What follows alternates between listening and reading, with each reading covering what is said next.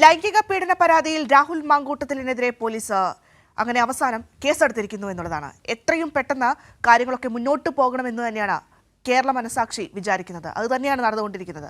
വിവാഹ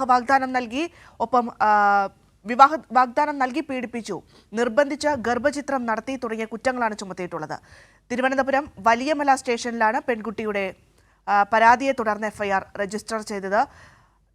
ഇപ്പോൾ ഷീജ ചേരുന്നുണ്ട് വാർത്തയുടെ വിശദാംശങ്ങളുമായി. Sheeja, good morning. എന്തായാലും ഷീജ, നമുക്ക് ഗുഡ് മോർണിംഗ് ആണ്, പക്ഷേ കോൺഗ്രസിനെ സംബന്ധിച്ചിടത്തോളം UDF-നെ സംബന്ധിച്ചിടത്തോളം അത്ര ഗുഡ് മോർണിംഗ് അല്ല. എന്തായാലും രാഹുൽ മാങ്കൂട്ടത്തിനെതിരെ എഫ്ഐആർ രജിസ്റ്റർ ചെയ്തിരിക്കുന്നു എന്നുള്ളതാണ്. ഇനി അങ്ങോട്ടുള്ള നടപടികൾ എങ്ങനെയായിരിക്കും ഷീജ?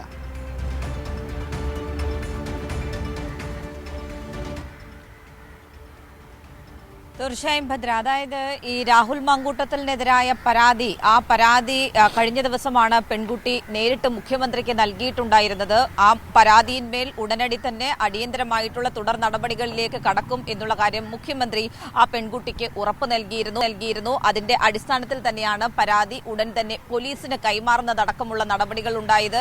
ഇന്നലെ തന്നെ വളരെ വേഗത്തിൽ തന്നെയാണ് ഈ പരാതി പോലീസിന് കൈമാറിയതിന് തൊട്ടു പിന്നാലെയുള്ള നടപടികളും ഉണ്ടായത്. അതായത് രാത്രി തന്നെ ഈ പെൺകുട്ടിയുടെ മൊഴി പോലീസ് രേഖപ്പെടുത്തി. രാത്രി 7 മണിക്കാണ് പോലീസ് ഈ പെൺകുട്ടിയുടെ മൊഴിയെടുക്കൽ ആരംഭിച്ചത്. 12:30 വരെ നീണ്ടുനിന്നു. 5.5 മണിക്കൂറാണ് ആ പെൺകുട്ടിയുടെ മൊഴിയെടുക്കൽ നീണ്ടുനിന്നിട്ടുണ്ടായിരുന്നത്. 20 പേജോളം വരുന്ന മൊഴിയാണ് ആ പെൺകുട്ടി നൽകിയിട്ടുണ്ടായിരുന്നത്.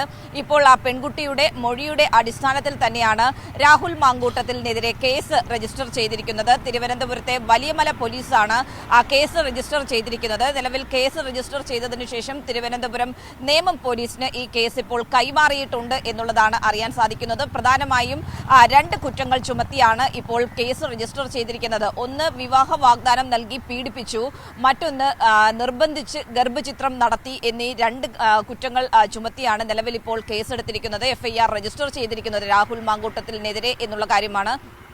അതോടൊപ്പം തന്നെ ആ പെൺകുട്ടി കഴിഞ്ഞ ദിവസം നൽകിയ മൊഴിയുടെ കൂടുതൽ വിവരങ്ങളും ഇപ്പോൾ നമ്മൾ പുറത്തുവിടുന്നുണ്ട്. അതിൽ പ്രധാനമായും ആ പെൺകുട്ടി പറയുന്നത് 20 പേജോളം വരുന്ന മൊഴിയാണ് ആ പെൺകുട്ടി നൽകിയിട്ടുണ്ടായിരുന്നത്. അതിൽ പറയുന്നത് രാഹുലിനെ വിശ്വസിച്ചു എന്നുള്ളതാണ് താൻ ചെയ്ത വലിയ തെറ്റ് എന്നുള്ളത് ആ പെൺകുട്ടി പറയുന്നുണ്ട്. തനിക്കുണ്ടായ ഒരു അവസ്ഥ, ആ ദുരവസ്ഥ മറ്റൊരു പെൺകുട്ടിക്കും ഉണ്ടാകരുത് എന്നുള്ള കാര്യവും ഈ പെൺകുട്ടി മൊഴിയിൽ പറയുന്നുണ്ട്. അതുകൊണ്ടാണ് താൻ പരാതിയുമായി മുന്നോട്ട് പോകാൻ തീരുമാനിച്ചത്. ഏറ്റവും പ്രധാനപ്പെട്ട കാര്യം, വലിയ തോതിലുള്ള ഭീഷണി താൻ നേരിട്ടിരുന്നു എന്നുള്ളതാണ്. നിർബന്ധിച്ചാണ് രാഹുൽ ഗർഭചിത്രം നടത്തിയത്. അതിന് ഈ ഗുളിക നൽകിയത് രാഹുലിന്റെ സുഹൃത്ത് തന്നെയാണ്. നേരിട്ട് കൊണ്ടുവന്ന് ഈ ഗുളിക നൽകിയത്. അതിനുശേഷം താൻ ഈ ഗുളിക കഴിച്ചു എന്ന് ഉറപ്പാക്കുന്നത് രാഹുൽ വീഡിയോ കോൾ ചെയ്ത് അത് ഉറപ്പാക്കി എന്നുള്ള കാര്യവും പറയുന്നുണ്ട്.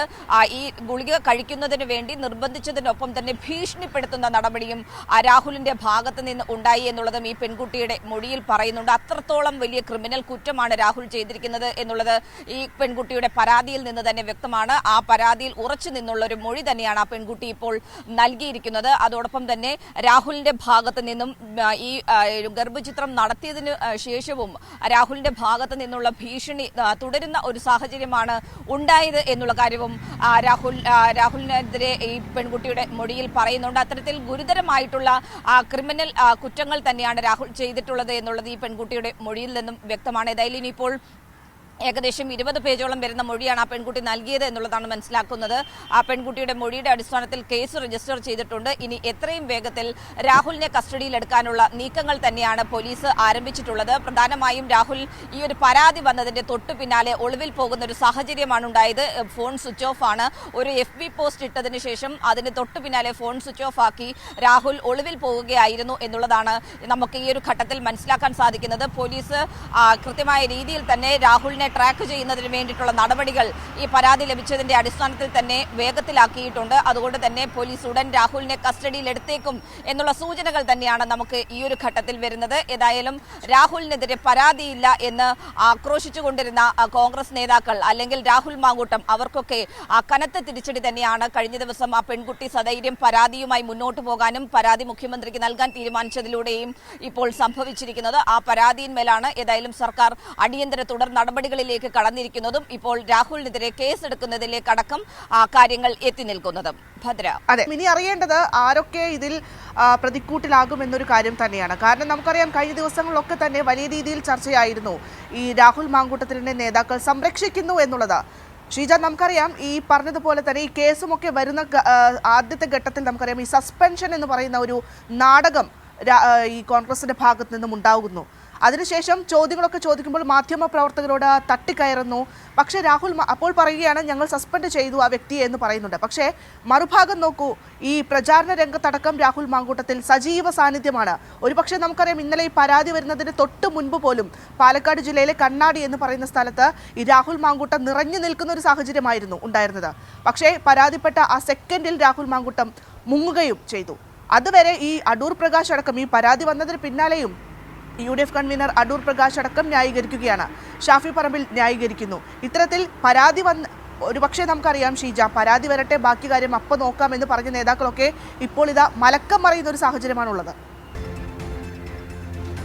തീർച്ചയായും ഭദ്ര, അതിൽ ഏറ്റവും പ്രധാനപ്പെട്ട കാര്യം എടുത്തു പറയേണ്ടത് ഇവർക്കൊക്കെ, അതായത് രാഹുൽ മാങ്കൂട്ടത്തിലിനെ സംരക്ഷിക്കുന്ന ഒരു വിഭാഗം നേതാക്കൾക്കും കോൺഗ്രസിന്റെ നേതാക്കൾക്കും ഉണ്ടായിരുന്ന ഒരു ഓവർ കോൺഫിഡൻസ് എന്ന് പറയുന്നത് ഒരു പെൺകുട്ടിയും പരാതിയുമായി രംഗത്ത് വരില്ല എന്നുള്ള കാര്യം തന്നെയായിരുന്നു.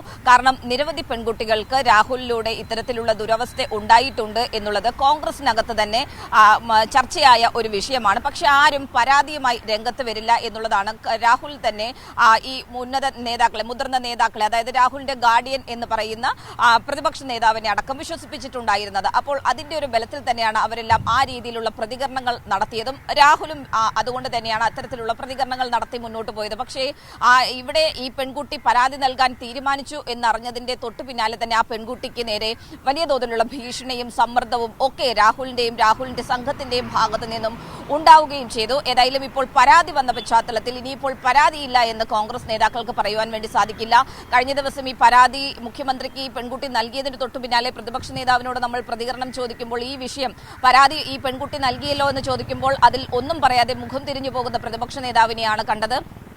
അതോടൊപ്പം തന്നെ KPCC അധ്യക്ഷനാകട്ടെ അതിന്റെ കേസിന്റെ മെറിറ്റിലേക്കോ ഒന്നും കടക്കാതെ ആ പരാതിയിൽ സർക്കാർ തുടർ നടപടിയെടുത്തോട്ടെ, ഞങ്ങൾ നടപടിയെടുത്തിട്ടുണ്ട് എന്നുള്ള കാര്യം പറഞ്ഞ് അതിൽ നിന്നും ഒഴിഞ്ഞു മാറുകയായിരുന്നു. നമുക്കറിയാം ഈ ഒരു വിഷയവുമായി ബന്ധപ്പെട്ടുകൊണ്ട് ഏത് രീതിയിലാണ് ഈ പരാതി ഈ പെൺകുട്ടിയുടെ ആദ്യഘട്ടത്തിൽ വന്ന ഓഡിയോ ഫോൺ സംഭാഷണങ്ങൾ, അതിന്റെയൊക്കെ പശ്ചാത്തലത്തിൽ ഒരു വലിയ തോതിൽ ഈ പൊതുസമൂഹത്തിൽ വലിയ തോതിൽ രാഹുലിനെതിരെ ഈ പെൺകുട്ടിയുമായി നടത്തിയിട്ടുള്ള ചാറ്റ് വിവരങ്ങൾ അടക്കം ആ പൊതുസമൂഹത്തിന് മുന്നിലേക്ക് എത്തിയപ്പോൾ അതിൽ നടപടിയെടുക്കാതെ മറ്റു മാർഗങ്ങളില്ലാത്ത ഒരു അവസ്ഥയിലെത്തിയപ്പോൾ മാത്രമാണ് കോൺഗ്രസ് മുഖം രക്ഷിക്കാൻ എന്ന രീതിയിൽ രാഹുലിനെ സസ്പെൻഡ് ചെയ്യുന്ന ഒരു നടപടിയെടുക്കുന്നത്. പക്ഷേ ആ സസ്പെൻഷനിൽ തന്നെ പൂർണ്ണമായും ഒളിച്ചുകളിയായിരുന്നു എന്നുള്ളത് വ്യക്തമാണ്. കാരണം ഒരു സസ്പെൻഷൻ എത്ര നാളത്തേക്ക് എന്നുള്ളതില്ല.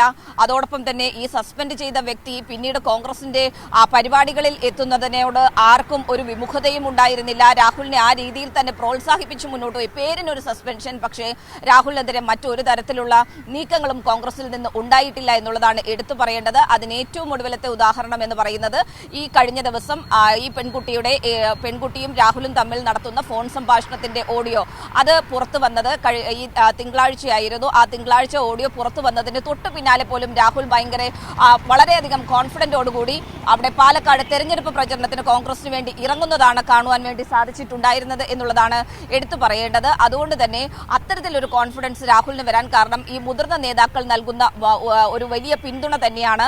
അവരുടെയൊക്കെ ഒരു വിശ്വാസം എന്ന് പറയുന്നത് ഈ പെൺകുട്ടി പരാതി നൽകില്ല എന്നുള്ളതായിരുന്നു. പക്ഷേ ഇപ്പോൾ പരാതി നൽകിയൊരു പശ്ചാത്തലത്തിൽ ഇനി കോൺഗ്രസ് വലിയ തോതിലുള്ള ഒരു പ്രതിസന്ധിയിലേക്കാണ് എത്തിയിരിക്കുന്നത് എന്നുള്ള കാര്യം തന്നെയാണ് ഇവിടെ ഏറ്റവും പ്രധാനപ്പെട്ട കാര്യം എടുത്തു പറയേണ്ടത്. ഇനിയിപ്പോൾ രാഹുലിന്റെ അറസ്റ്റിലേക്കടക്കം കാര്യങ്ങൾ എത്തുമ്പോൾ കോൺഗ്രസ് എന്ത് ചെയ്യും എന്നുള്ളത് തന്നെയാണ് ഇപ്പോൾ ഇവിടെ വലിയ ചോദ്യമായി ഉയരുന്നത്. ഇനി എന്ത് മറുപടിയായിരിക്കും പ്രതിപക്ഷ നേതാവ് നൽകുക എന്നുള്ള കാര്യവും കൂടിയാണ് ഇവിടെ വലിയ തോതിൽ ഇപ്പോൾ ചർച്ചയാകുന്നത്. ഭദ്ര.